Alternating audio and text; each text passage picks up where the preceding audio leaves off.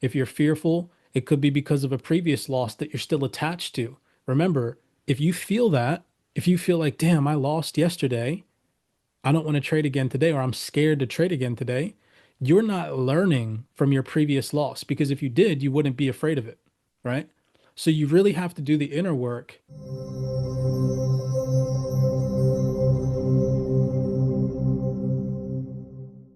I want to show you guys after Aqua's breakdown what's in the headlines right now, kind of distracting retail. And when I ask you guys kind of rhetorical questions, you're going to be like, oh, that makes so much sense. And then I'm going to share with you guys the breadcrumbs that I want to try to teach you all to pick up on because the retail crowd will get very distracted by headlines and they won't dig a little bit deeper.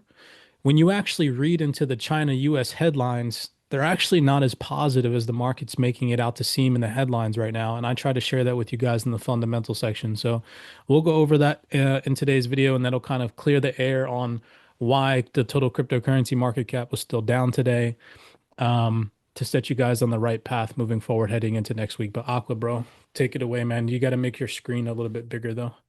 Yeah, yeah, definitely. Hold on.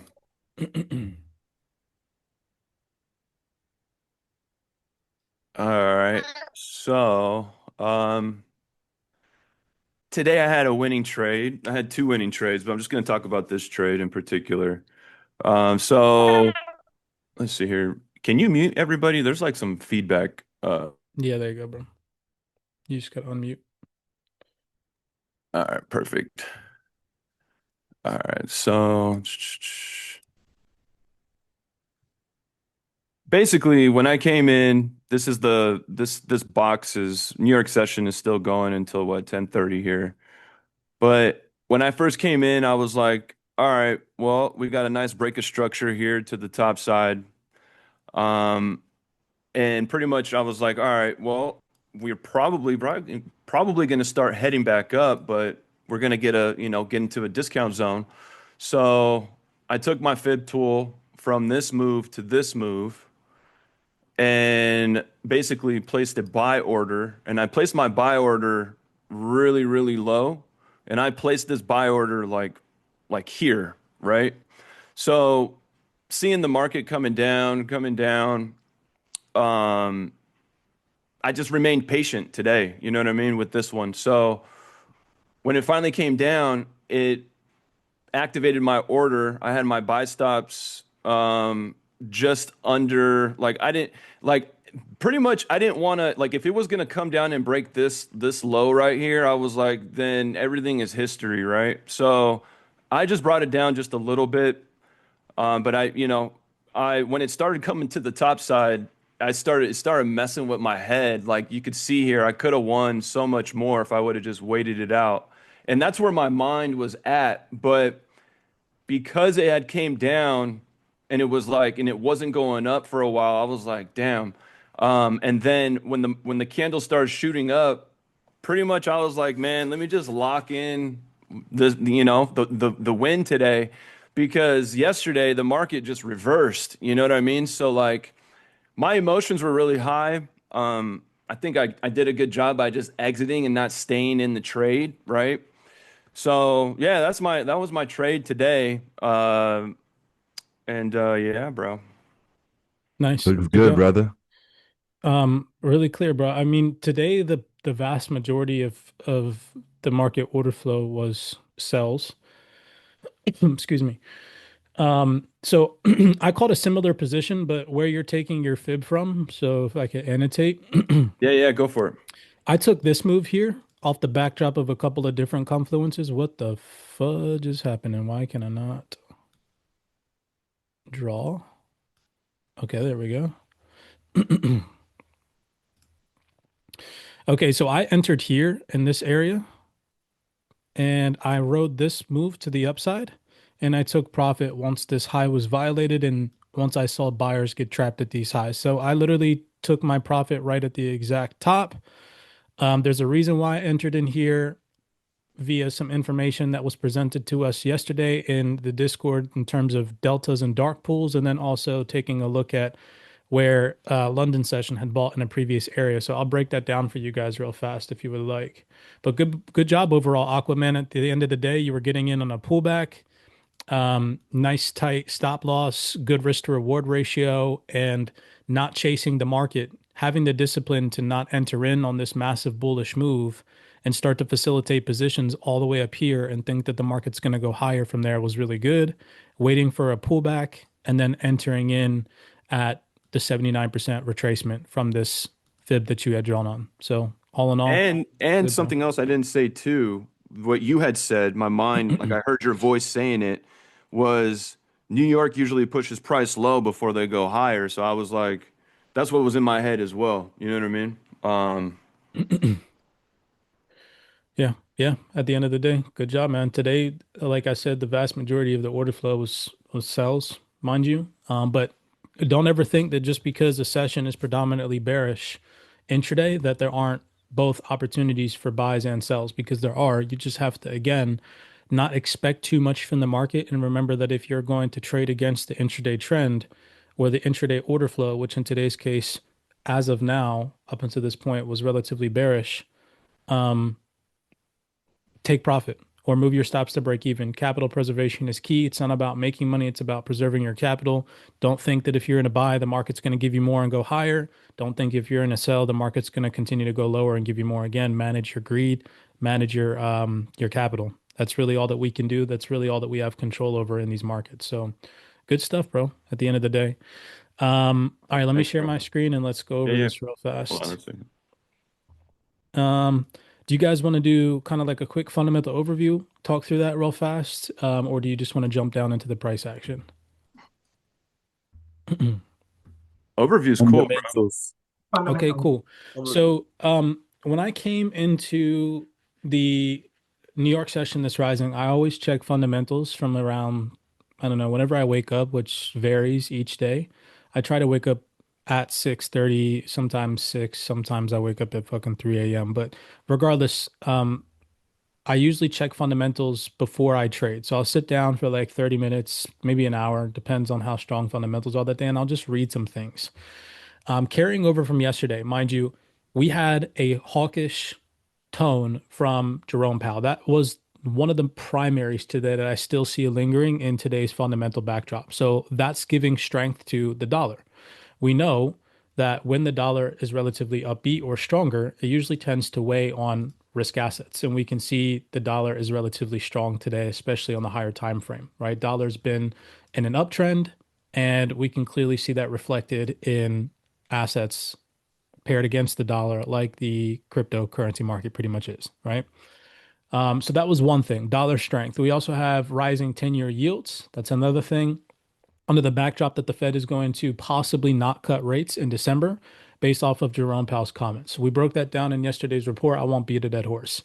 Then, in regards to the US China debacle. So, if you go look at any like mainstream fundamental, platform like Watcher Guru, you got this one here, FX Street. Um, I couldn't name a couple, maybe like Yahoo Finance, like any other just mainstream headline news articles where they just give you the headline, they don't give you the details. To a retail trader reading that, they might think, oh shit, US-China trade tensions, positive, we're good to go. Like if you go look at Forex Factory, I guarantee you, yeah, see, look, just like look at the Twitter headlines. It's like here, Trump cuts fentanyl tariffs on 10% as Beijing delays rare earth curbs by a year. So people will look at that and think that it's positive. So you can see US China agreed to unwind recent actions. And mind you, it is. The rhetoric is a lot more positive than it was a few days ago, right? But like, look at this. It's Trump smiling, making everybody think that the markets are good to go, right? Trade deal, solid. No.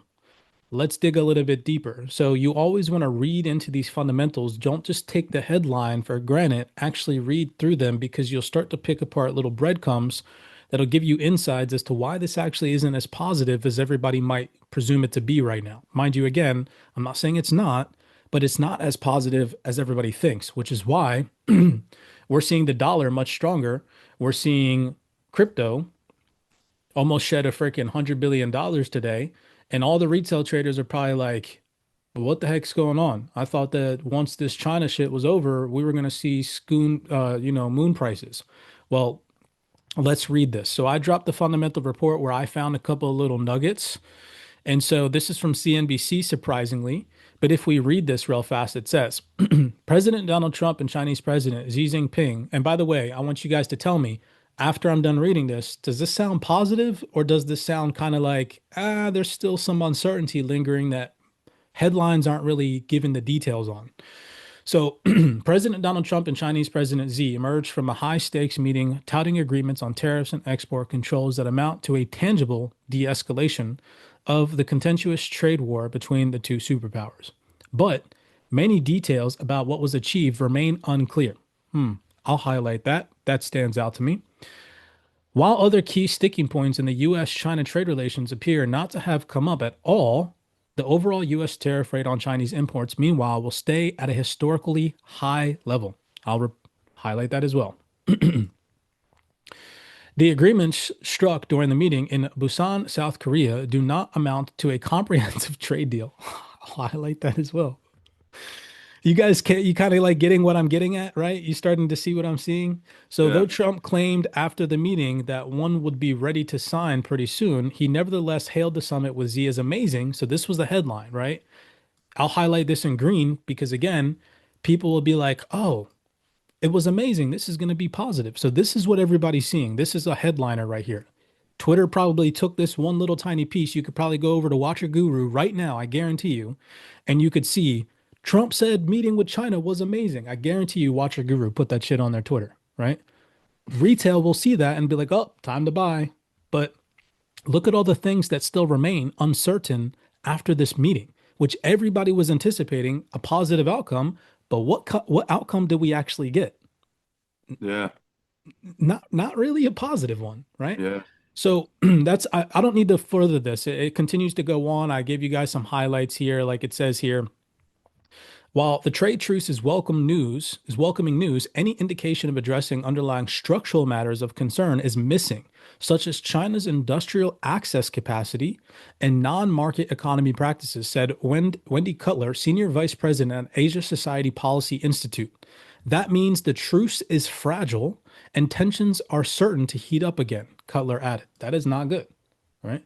If here's another part that I liked about the report, it says Trump said that he will be going to China in April. So we like those types of dates because now, if we know that fragility still exists between China and the US, well, now we have another date to be attentive to when all the retail traders are going to see the headlines and be like, oh shit, it's moon time. Well, now we got April as a headliner to be like, maybe we could see some shit stir up in April again, or maybe we won't see any clarity on this China trade bullshit until April. So that's why I highlighted that for you guys. It says here the result of the meeting announced by Trump so far exceeding expectations, in part thanks to the leader's personal diplomacy that was strong enough not only to halt the escalation, but to deliver results that seemed unthinkable, said Alfredo Mentufar, Helu, managing director at Anku Consulting Greenpoint business. That said, frictions will not go away entirely as several bilateral issues core to the US and China rivalry remain outstanding. So this was very confusing for the average retail investor because of what's always being projected to them, bullish, bullish, bullish. But when you read through, I guess the terminology read in between the lines here comes in handy because if you actually read about the details, it's really not that positive. So net negative reaction nonetheless. Crypto down today, risk off sentiment, dollar strong, markets are pushing back on rate cut expectations that again were previously priced into risk assets like crypto.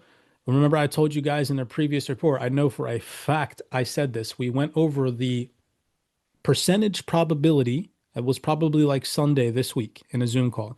We went over the percentage probability at the beginning of the week. And I said to you guys, right now the market's pricing in a 98% chance of a rate cut in September or in October and about a 90% chance of a rate cut in December. And if those percentages drop after Jerome Powell's commentary, it's likely to result in sideways or bearish price action in crypto.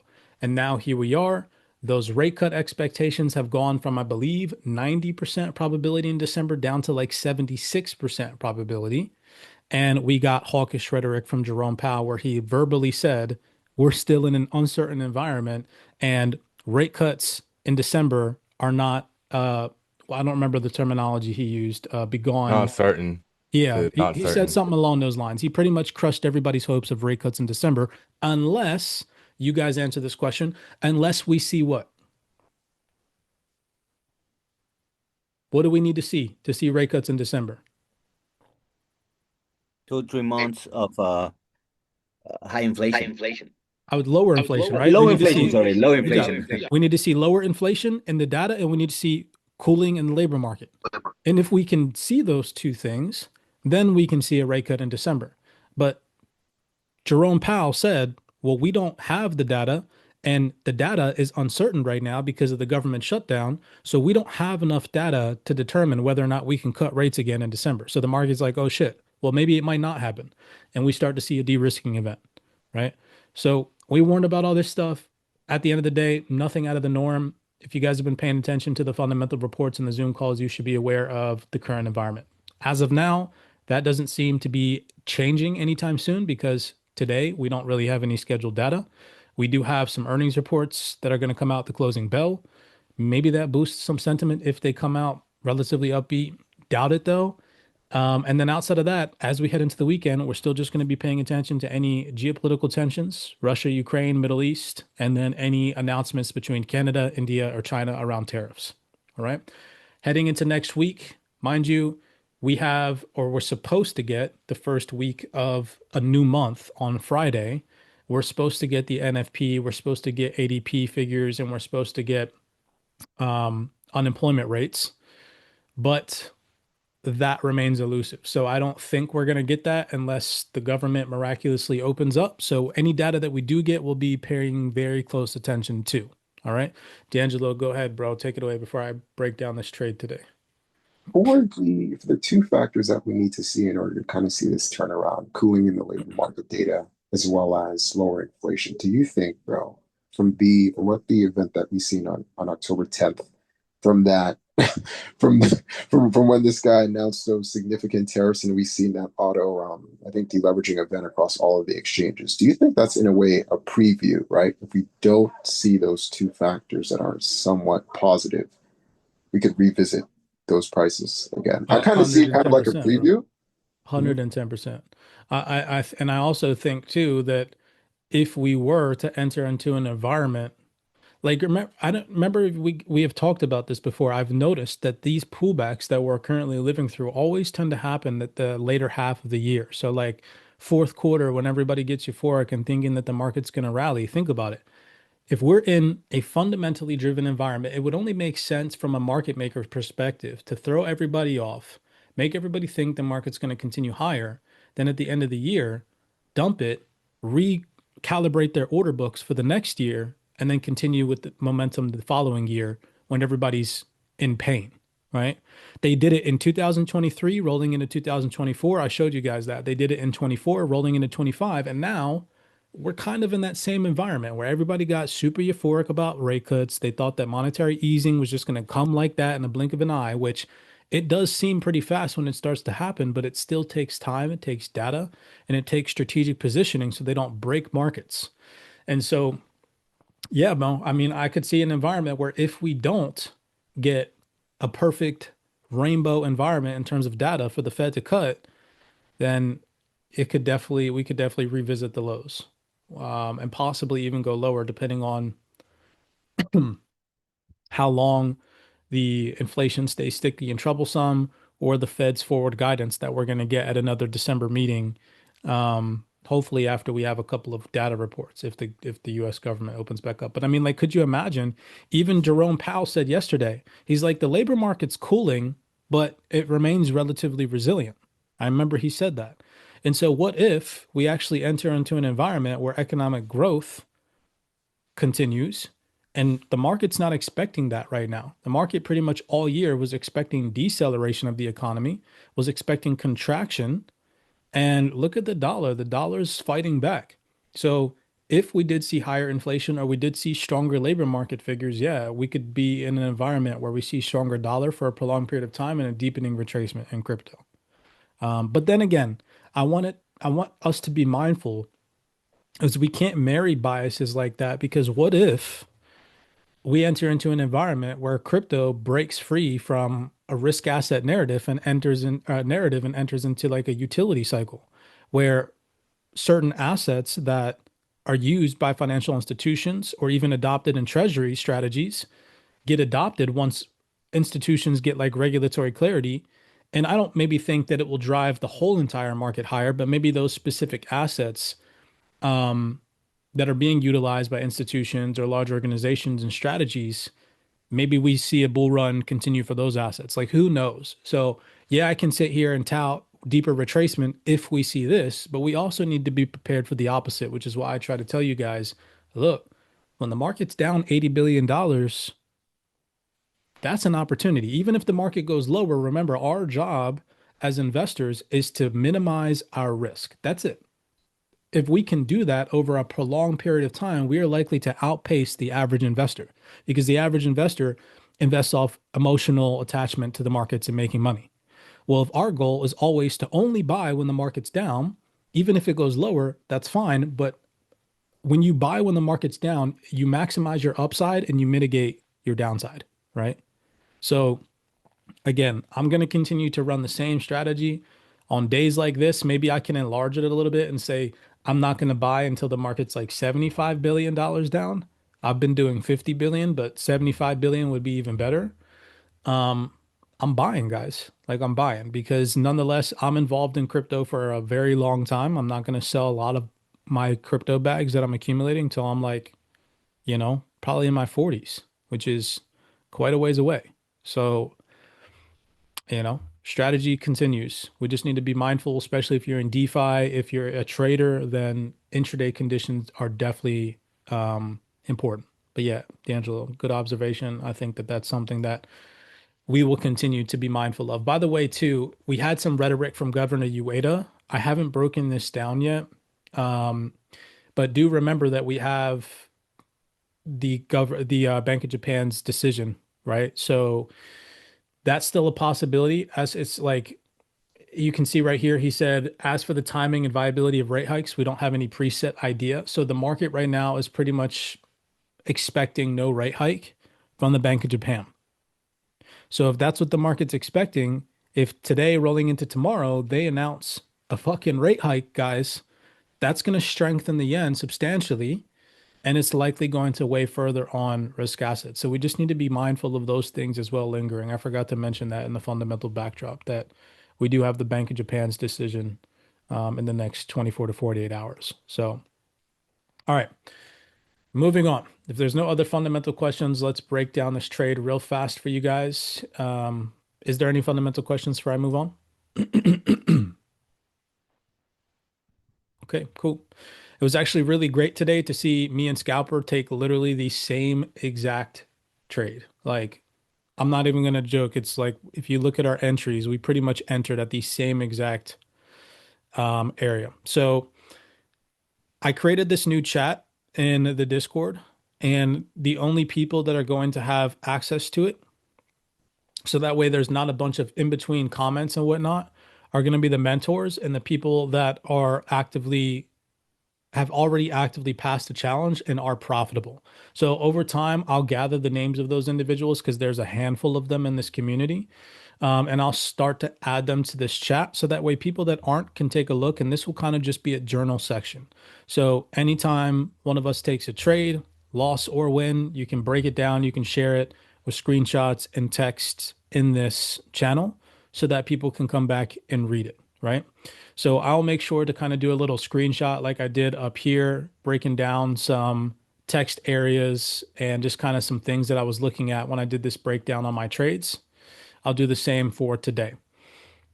So taking a look at where I had positioned myself in the market today, you can see here in this screenshot, I had entered at the 25974. Scalper's position was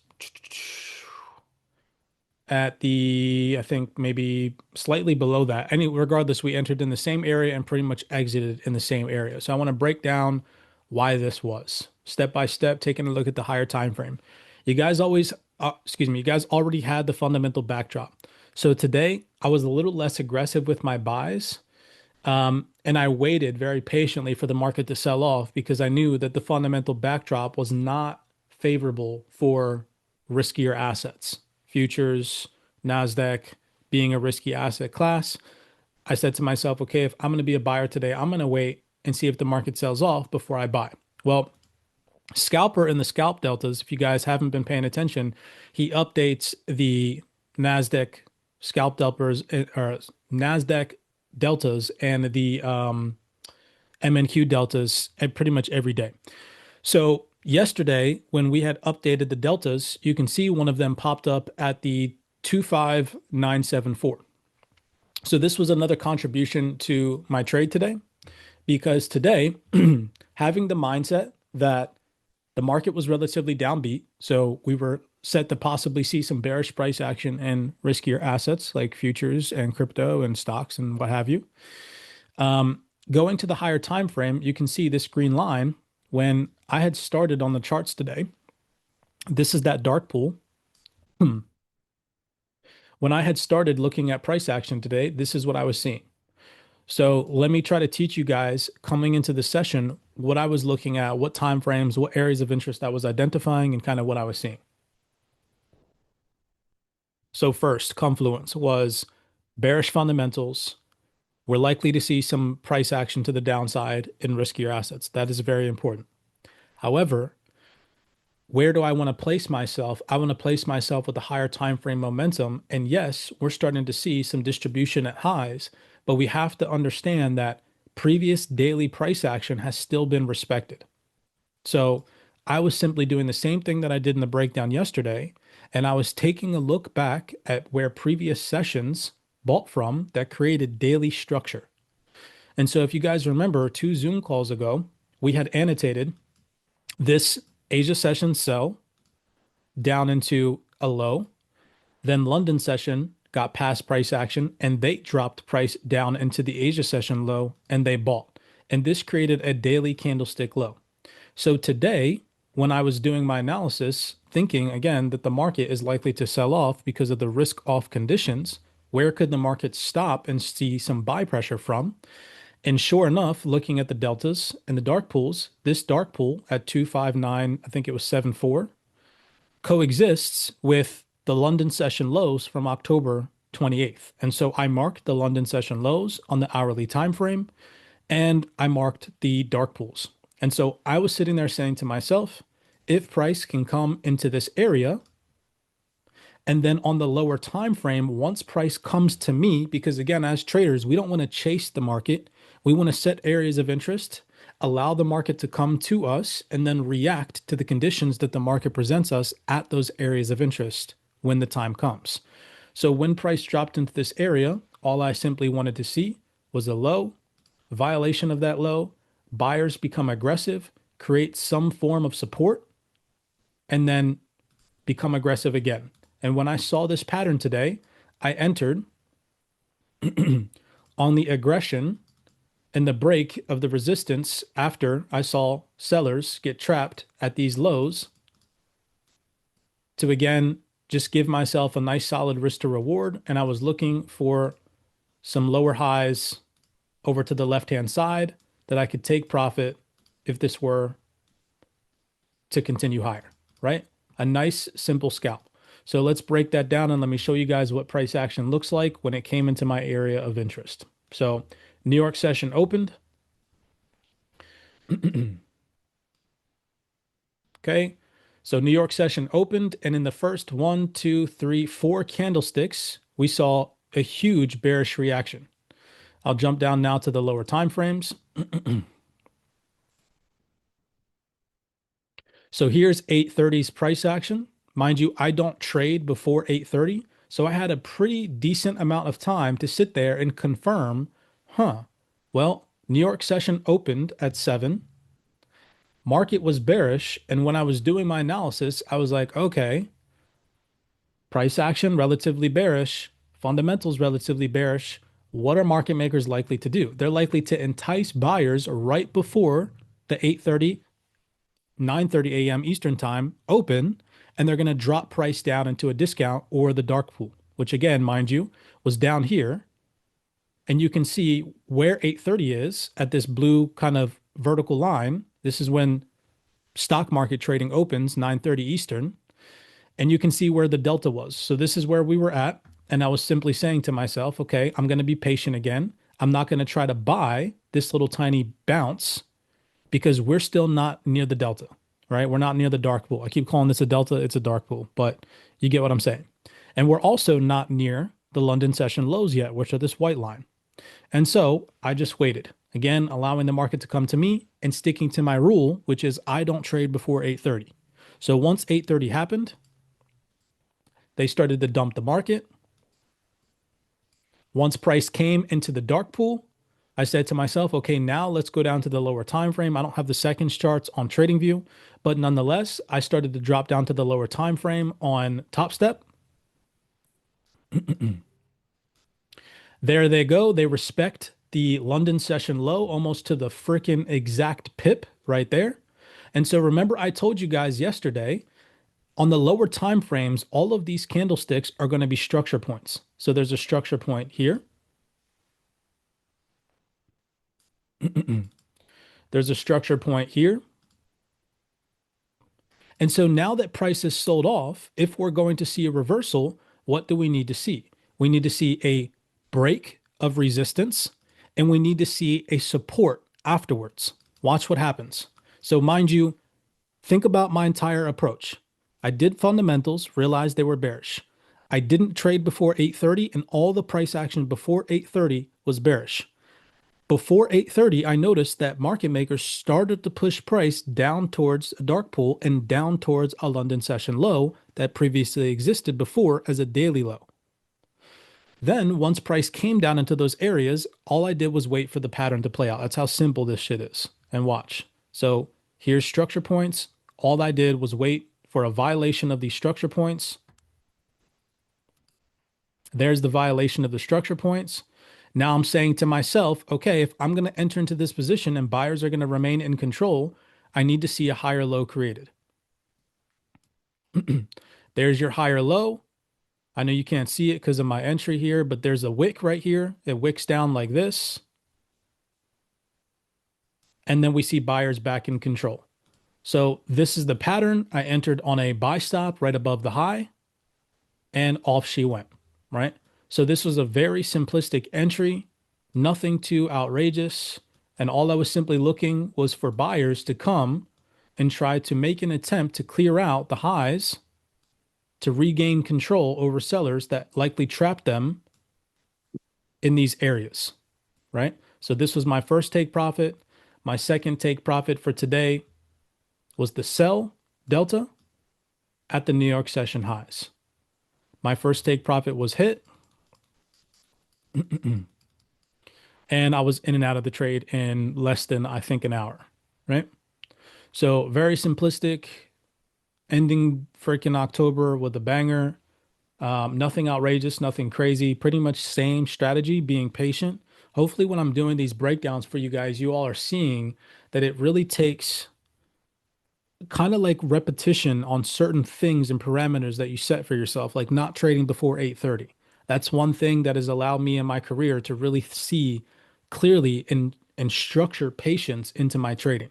Because if I see opportunities before 8:30, all I'm thinking is, those are going to become areas of manipulation, so I'm not going to get involved, right? Also, identifying previous areas where buyers bought from, remembering that it's not guaranteed that you're going to see buyers hold those levels, but there are definitely areas of interest that if buyers or price action, excuse me, comes back down into those areas, you want to be paying attention because although it's not guaranteed buyers are going to defend at those levels, if they do, you want to be trading in tandem with that defense from previous buyers trying to push price up and become aggressive against sellers, right? Because those present opportunities. Also, when price came into the dark pool today, right? Understanding that you're likely going to see some type of offense slash defense played at those dark pool levels. So when price comes into those levels, they're great areas of interest to zoom down into the lower time frame to start to look for scalp opportunities, right? Outside of that, though, relatively speaking, easy trading session, in and out. That's really all I have for you guys in terms of today's breakdown. Unless you guys have any questions, go ahead, Aqua.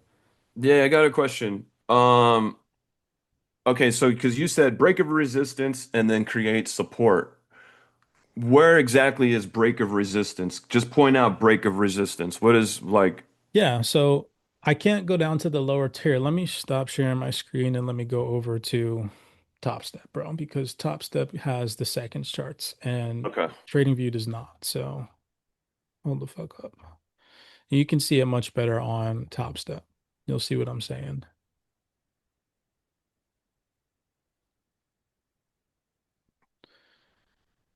My daughter is awake. I can hear her. Can you still see it? Mm-hmm. Okay, sweet. All right, so let's go over to where I had entered. Let me put my entry tool on. Damn, and you're on the Um, 5 second to see this super zoom in. yeah, I don't remember where my entry was. It was like somewhere over here, right? Somewhere it was like 2598 or 76 or something like that. So, anyways, it was in this area. Nonetheless, okay, so this is what I'm talking about. Mind you, this was that delta and dark pool level. Okay, so I have mine purple here because I don't like green on my charts because it fucks with me mentally. So I changed the colors.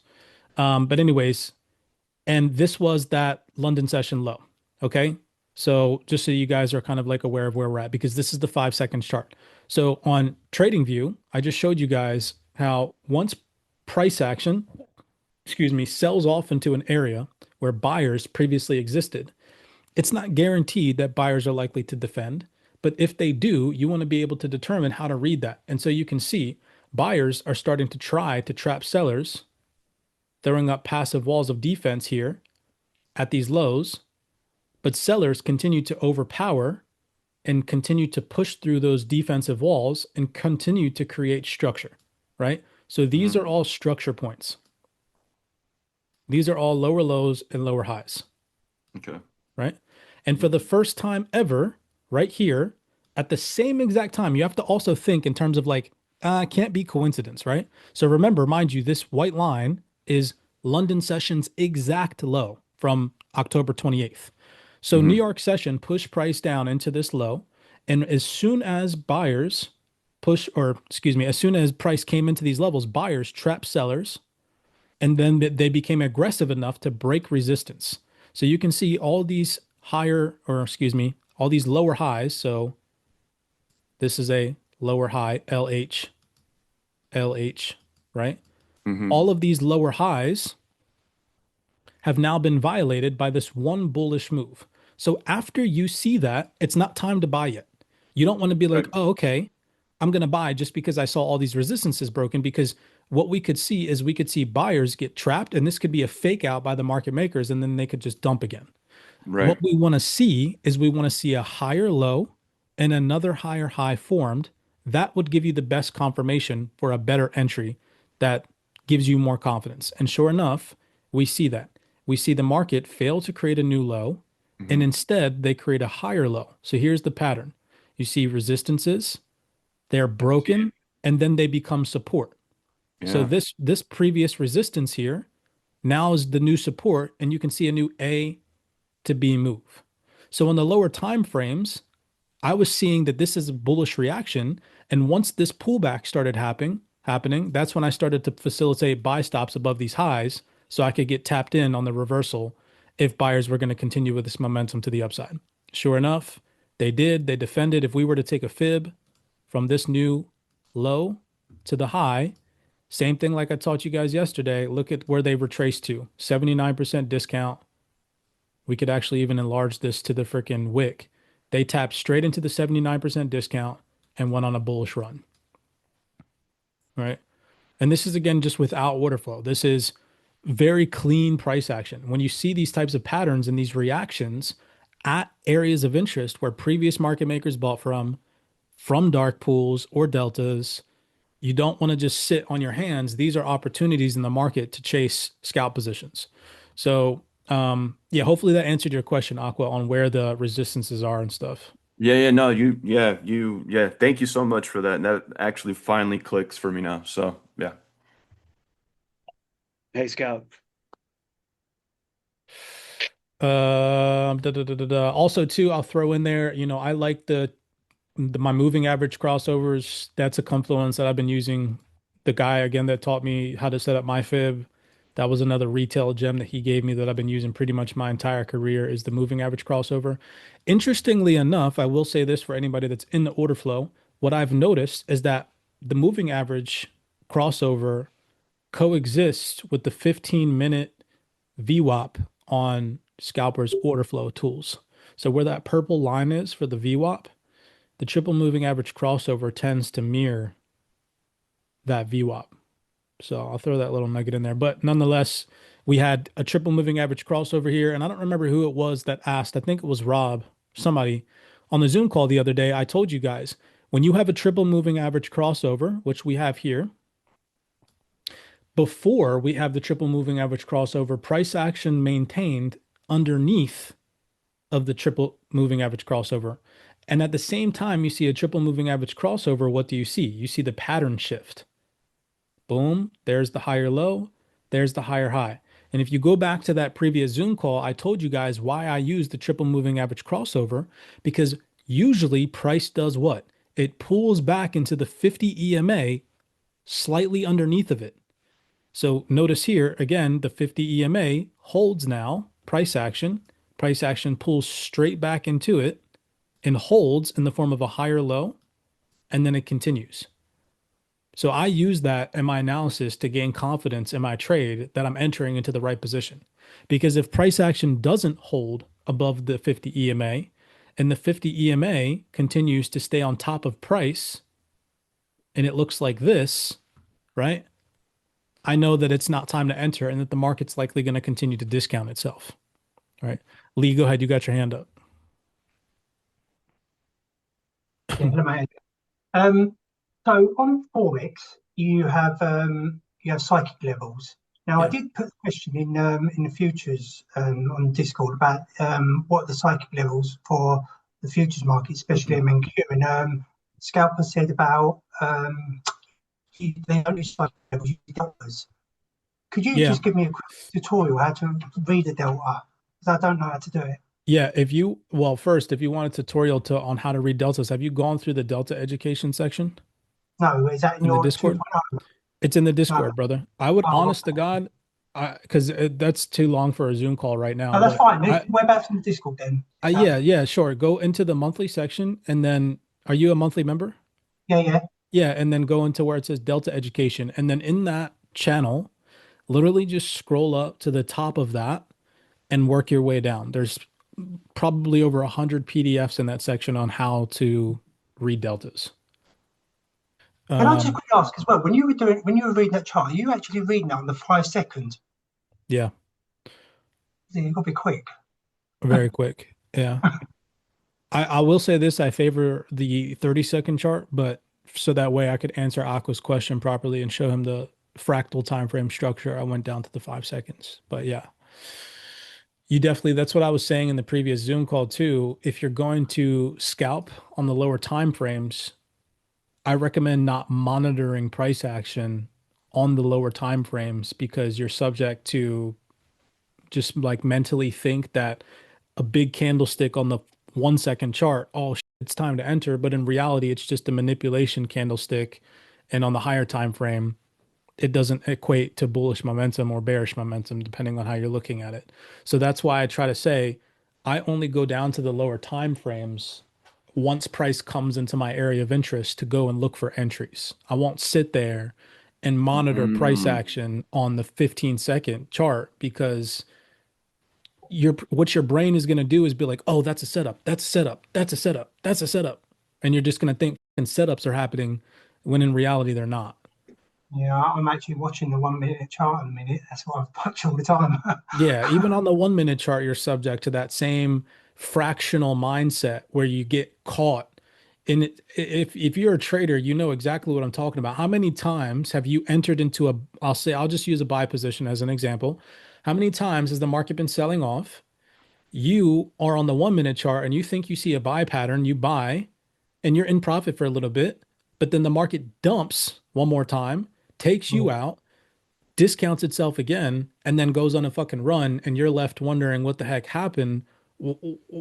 How did I miss them? I gauged the market right, I was looking for a buy, I just bought too early. It's probably happened to a lot of us. I've Well, done that yesterday. yeah, you'll zoom out and what you'll realize is where you bought might have been a discount on the 5 minute price action, but it wasn't a discount on the hourly or the 4 hour. And you'll notice when the market did go on a run, it reacted to the hourly or the 4 hour low and not on the fractal time frame. So hopefully that's Right. making sense what I Yeah, was no, saying. thank you. Did I just close out of my shit? I'm trying to figure out where the heck my computer screen just went. Because I'm trying to get you to that chat so you can. Okay, Delta Education. All right, so it is one, two, three, four, five, six. It's the sixth section down in the monthly access section, Delta Education, Lee. So if you go to monthly access in the Discord and you count 6 channels down, it says Delta Education right underneath the video education section. Also, if you go on Scalper's YouTube, which is in the video education section as well, there's probably like 3 or 4 playlists on Delta price action there as well that you can digest and manifest. All right, cool. Anybody else, guys and gals? Max, did you trade today, bro? What's good? Saw you were in the buys. Yeah, man. Got FOMO'd in a little bit on the challenge, some small losses, nothing big, and then hit 2 of my best trades to date by far. So overall, very good day, man. Beautiful. Beautiful. Hell Hey, yeah. Sip. What's up? Hey, man, can you verify? You said one of your rules is you don't trade till 8:30. Is that Central or is that Central time, brother. okay? It's 9:30 Eastern, right? 9:30 Eastern, 7th. That would be 6:30 a.m. Pacific for anybody on the West Coast. Cool, So yeah, appreciate you. 8:30 my time. I don't trade. And sometimes I see setups at like 8. And there's been times where I'll see a setup before 8:30 and I won't take it. And then the market will just continue without me during the session. And I'm okay with that because again, I'd rather be a disciplined trader than someone who breaks my rules and regrets breaking my rules and getting bit in the ass. I'd rather be the type of trader that's like, oh, okay, the market's moving without me, but I stuck to my rules rather than enter in at 8, get manipulated out of the market, take a fat loss before the meat of the trading session even starts, and be in like a fucked up mental situation because I already lost a percentage for the day by breaking and violating my rules. You see what I'm saying? So it's like, Yeah, believe me, I've done it, man. So yeah, yeah. The markets, I'm telling you guys, after you learn structure, you can only learn like so much structure. Like the market in 10 years from now is going to do the same thing. Most likely it's going to print higher highs, higher lows, and it's going to consolidate. How you react to all that information mentally, physically, and then I don't even know, like you could throw spiritually in there as well, is what's going to make you profitable because you have to be able to pull the trigger. You have to be able to not overthink things when you're in the moment, when you're in the heat of the decision on entering or exposing your capital to the market. So it's like, that's why I continue to tell people a lot of this is a psychological game. Um, I'll tell you another thing too. If you're afraid to fail, like I see a lot of people, even in this chat, and I don't call it out, but when I show examples or when I show this or that, I see a lot of people that'll say things in their breakdowns and their analysis and they'll be like, oh, I was too worried. I was too this or I was too that.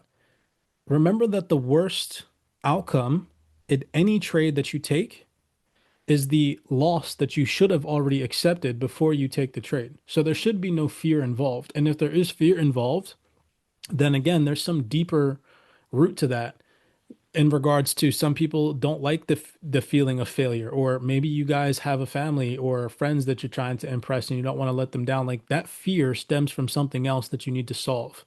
It could be in the form of over leveraging. If you're fearful, usually it's because you're exposing too much of your capital to the markets. If you're fearful, it could be because of a previous loss that you're still attached to. Remember, if you feel that, if you feel like, damn, I lost yesterday, I don't want to trade again today, or I'm scared to trade again today, you're not learning from your previous loss because if you did, you wouldn't be afraid of it, right? So you really have to do the inner work. And like, I can't explain to you guys until you become profitable for a certain amount of time and you overstep all these little tiny levels. Like, that's really what it is. it's like straight up these mental fucking things, these mental disciplines that you have to overcome that you won't overcome until you just have hours under your belt of experience of live market trading that you'll learn along the way, you know? So It's what you said, bro, before. You got to do a lot of mistakes and, take it as a data, then move it along, not make those mistakes ever again. it's kind of literally all it is. And you still make them, mind you. But you I know, yeah, appreciate you, man. And that Golden Zone brother is like fire, man. So thank you so much for that. 110%. Yeah. I'm glad that you guys have been enjoying these calls lately. I've been fucking trading super aggressive. October like was fuck, I had to get up and like walk outside today. Because I just have felt super overwhelmed by how aggressive I've been in the markets. It's been beneficial, but for anybody that's on the trading journey, I know your guys' pain, it takes a fucking lot out of you. Like it really truly does. It takes a lot of mental focus. And then depending on if you have a winning day or a losing day, um, it can take a lot out of you off the charts as well. Because when you get off the charts, the work doesn't stop there, it continues. And I think that that's probably one of the most exhausting things about being a trader is it's like it's all day, every day. You're focused on progression.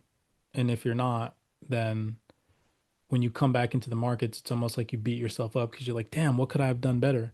But even if you are trying and you fucking fail in the markets, you're like, damn, I'm trying hard. Why am I not? You see what I'm saying? So it's like a constant mental. It's hard, guys. I'm not gonna lie, it is. But for those of you that are on the journey and continue to push through it, it's so another thing that my mentor told me is like think about when you go to tryouts. And I mean, I'm sure that not all of us have gone to tryouts, but you can imagine yourself going to like some pro football tryout, right? Well, the people that usually make it don't always make it on their first tryout. If you do interviews with a lot of these pro athletes, you'll come to find out that a lot of them tried out for certain teams time and time and time and time again before they got selected. It's the burning ambition to want more for yourself that'll take you to new heights. If you constantly want more for yourself, trading is that avenue that will deliver that for you, but you have to understand that it's not going to be presented or given to you easily. And that's where a lot of people quit because they'll get to that year or they'll get to that 2 year mark or that 3 year mark. Or in some cases, in my mentor's fucking career, it took him 13 years before he became profitable. People don't want to hear that. But I've always said this because he told me this. The 13th year that he spent trying to become profitable at trading, he got lucky and got a job at a hedge fund and got taught some things that kind of tweaked some of the problems that he was having. And then in his first month at this hedge fund, after learning a few new strategies and tactics, he had the best month ever that completely changed his life. He made like $300,000 the first month that he was working at this hedge fund managing capital for them. So um, don't give up on yourselves. It's hard, it's tough, but that's why it's important to commit yourselves to other aspects of your life that are important for growth as well. Because when you're lacking in trading, you can always fall back mentally and be like, well, I might be lacking in trading, but I look like a Greek god. Or I might be lacking in trading, but I'm having a great relationship with my spouse. Or I'm lacking in trading, but I achieved this or I achieved that outside. And so it's important as well to have goals outside of trading that you can fall back on to continue to keep the momentum going along your journey. So, yeah, hope that all these little tiny tidbits of information are valuable to you guys. I had the biggest month in my entire trading career ever this month, mind you. So, pretty fucking ecstatic, guys, not gonna lie. Let's go, bro. Hell yeah. Yeah, That's nice, man. it was a Fuck cool yeah, month. bro. It was a cool month. And seeing Aqua fucking motivated and Kev motivated to start trading is cool too, because can't just be me and Scalper fucking sitting at the top of the totem pole. We need a fucking army, guys. Come on now. That's my plan, bro. Yep. You know, at least that's like for real. There's at least if we ever hosted a conference, we could for real pull up with over 100 profitable students, like 110% full. Yeah, I'll be So lit. yeah. Anyways, that's all I have for you guys. Yeah. Enjoy your weekend. It's Thursday. We got Aqua's call later today. He's probably gonna go hit the gym. So if you're hosting a call, Aqua, I'll be on it later. But outside of Yeah. that, You guys enjoy your weekend. Appreciate you, bro. Thanks, See you brother. guys later. Thank you, Cypress. Appreciate you, bro. You guys take it easy. Sir, thank Later, you. guys. Thank you guys for everything.